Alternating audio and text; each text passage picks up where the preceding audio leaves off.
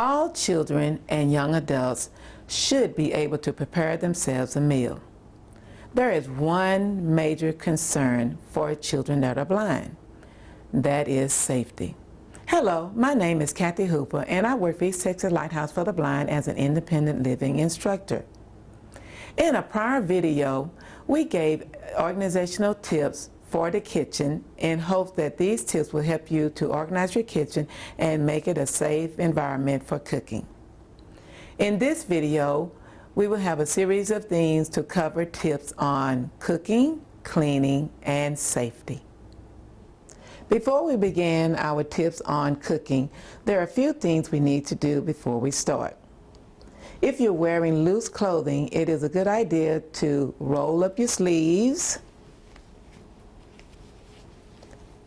and after rolling up your sleeves, if you have tails on your jacket or your shirt that are long, that could possibly be a hindrance when you're moving around, here we suggest that you put on an apron like we do here at ETLB. And with the apron on, we will tie it in place to bind our loose shirt or jacket. Now, if you're wearing jewelry that dangles, another good idea is to remove your jewelry. And with the pockets on your apron, you can just place them in your pocket out of the way.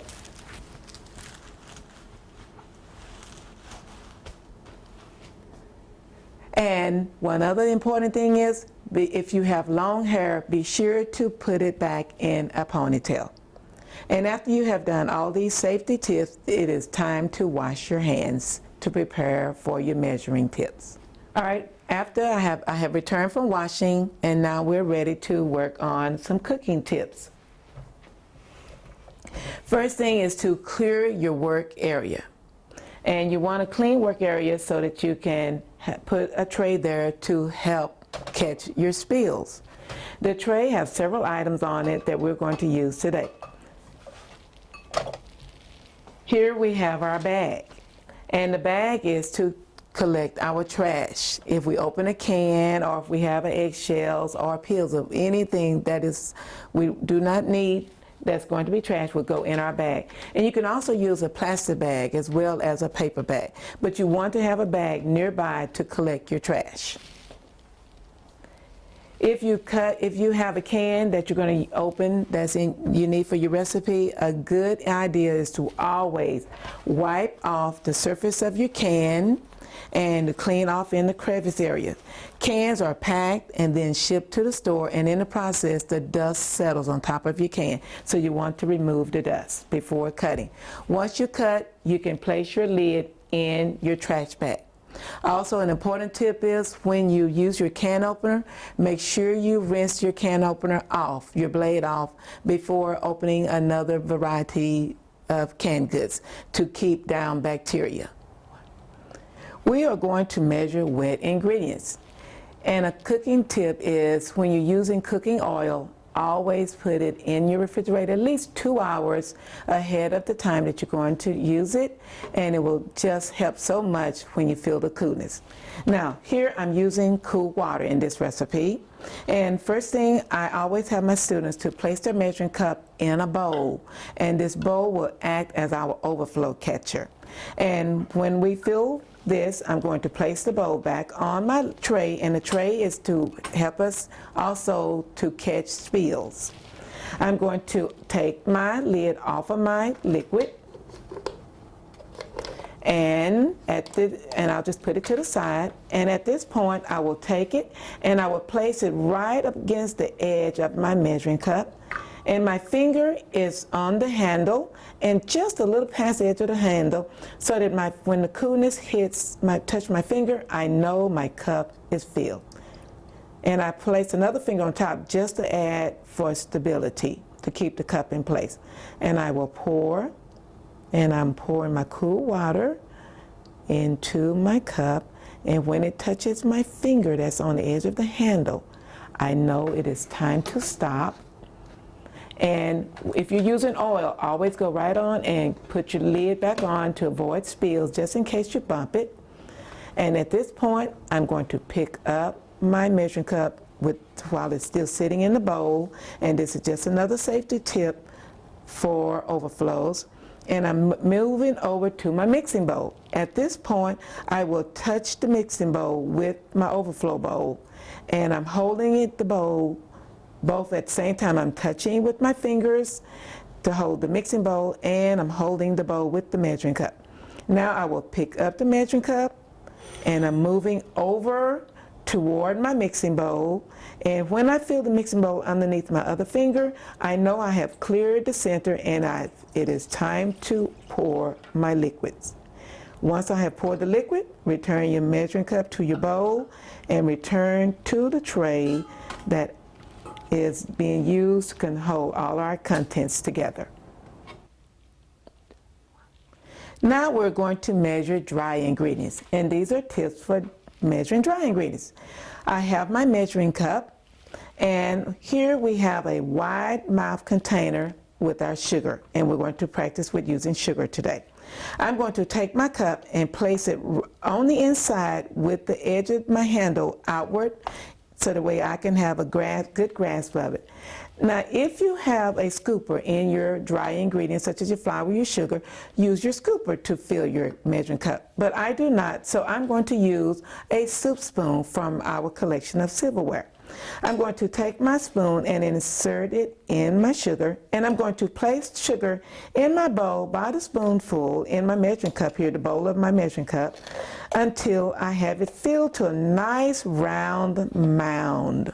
And I'm using the word mound because I want to make sure I have all my side areas filled in, all the crevices on the side, all filled in. And when I know I have them all, I feel that they're all filled in, I'm going to stop, take my finger, and I'm just going to gently touch all around to make sure there are no sides that I did not fill. And at this point, I will take my knife, and I'm just going to use a butter knife from the silverware collection. I'm going to tap my cup just a little bit in case there are any air pockets, and that will allow my dry ingredients to settle. I'm going to take my knife and place it on the edge of my handle just as it meets the bowl of the measuring cup, and I'm going to flat side down. I have the flat side down. I'm going to go across to take off the excess sugar that was part of the mound. And I will do this a second time for good measure.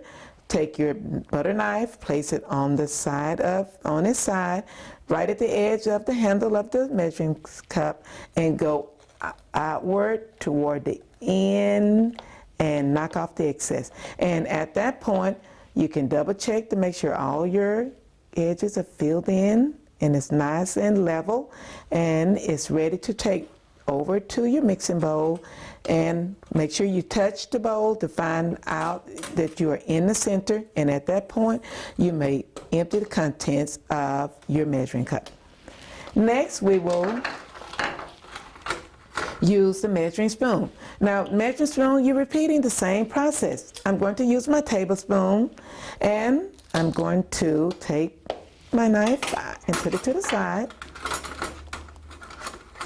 Pick up my spoon, and I'm going to fill my measuring spoon with sugar. Make a nice round mound, and then pick up your knife, and the process the same. Tap it just a little bit to settle any air pockets.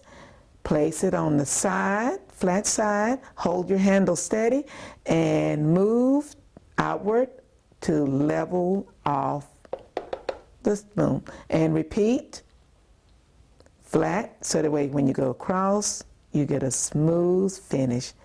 And when you finish leveling the second time, take it and pour into your mixing bowl. And that's how you measure for your dry ingredients using your measuring spoons. Now we will talk about how we go about cracking our egg. I always have my students take a serving bowl with them to the refrigerator, and if their recipe calls for 1 egg or 2, they take the eggs from the container and place it in the bowl, and they bring it and place it on the tray. And at this point, once it's on the tray, when it's time to crack it, they will pick up their egg and they will crack it either on the edge of their tray or they will crack it on the side of their bowl. And we have a second bowl on our tray. At this point, I will put my thumb in the shell and pull it apart to let out the egg. And to make sure that, and I'm going to take my eggshells and place it in my trash bag.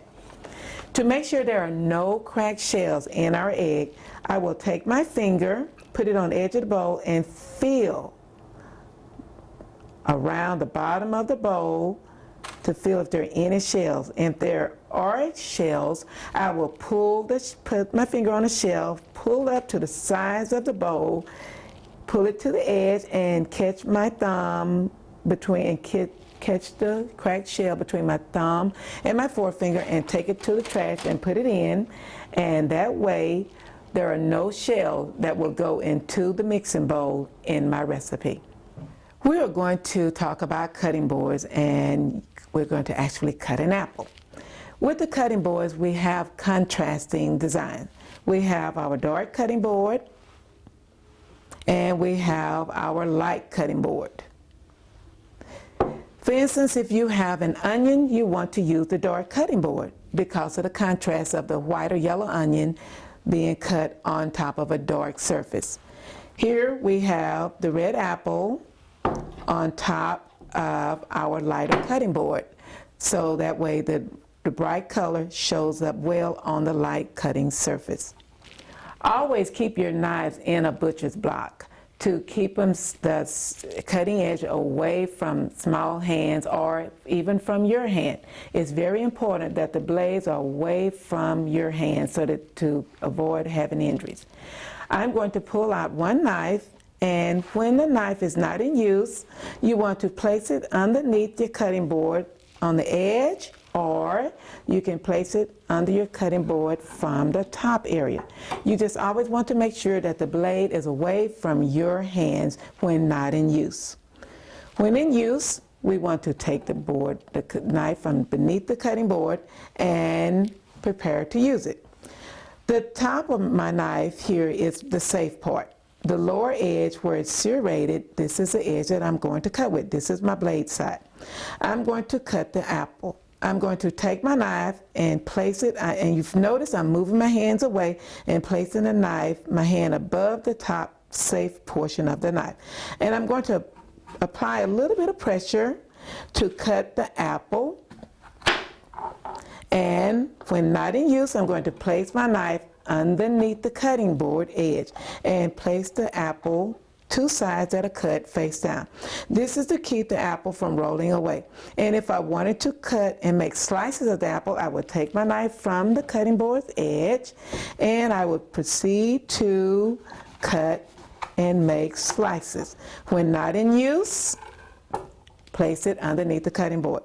Now, if I was cutting an onion, I would want to cut the onion on the darker surface, and that's because the contrasting colors. And because the onion basically are round and they have a tendency to roll away, you want to make sure you hold it and allow yourself an edge for cutting. Once you cut through the center of the round section, place flat on your cutting board, so that way at that point you can cut in slices or you may dice. And when not in use, place your knife beneath your cutting board. Now, when you're going to clean your knife, an important tip is to take your knife to the sink by carrying it beside your body with the blade pointing away. My blade is pointing toward the back area of my hand. That way it is away from me.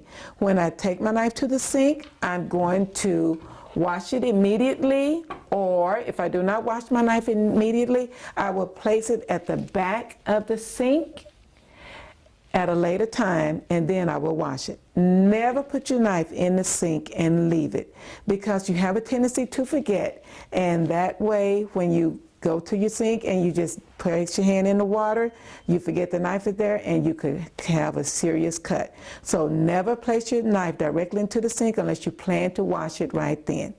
If not, you may place it on the back of the sink area until you have the opportunity in which to wash, dry, and place in your butcher's block. Now we will talk about some tips for using the stove and when placing pots and pans on your stove. One important thing is always keep your hot pads and your oven mitts near your stove for quick access. When placing a pot on the stove, it's a good idea to make sure the surface of your pot matches the surface of the burner that you're going to place it on. A very important note, never leave your handle of your pot here where your sleeve could catch on it, here where a child could pull it off, or you could bump it and knock it off and that cause a serious burn injury, or here. Another example is your sleeve could catch on it, or a young child could walk up and grab it. Always turn the handle of your pot toward the back of the stove, and that way it's out of the way from sleeves and small hands and accidents. When baking something in the oven, the first thing you want to do is turn on your oven so it can preheat. Next, you want to make sure when it's time to place your baking dish in the oven, put on protective oven mitts. And the oven mitts that I'm using today come up almost to my elbow to allow me protection from the heat. I'm going to stand to the side and step in front just enough to give me leverage to pull the door open to the oven, and I'm going to pull out a rack about 3 to 4 inches and stop. And at that point, I will lift up my baking dish and place it inside on the top rack, and I will push it in and close my door. And I'm standing to the side just for the leverage of not having all the heat come up toward me. When it's time to remove it, I repeat the process. Open the door by stepping in front just enough to give me leverage to pull it open. Pull out the oven rack about 3 to 4 inches. Find my dish, bring it out, place it on top of the stove or on a trivet or on a cookie rack for cooling. Push my rack back in, close my door, and at that point, once you check your casserole or your cake to make sure it's done, turn off your oven and return your oven mitts back to its place.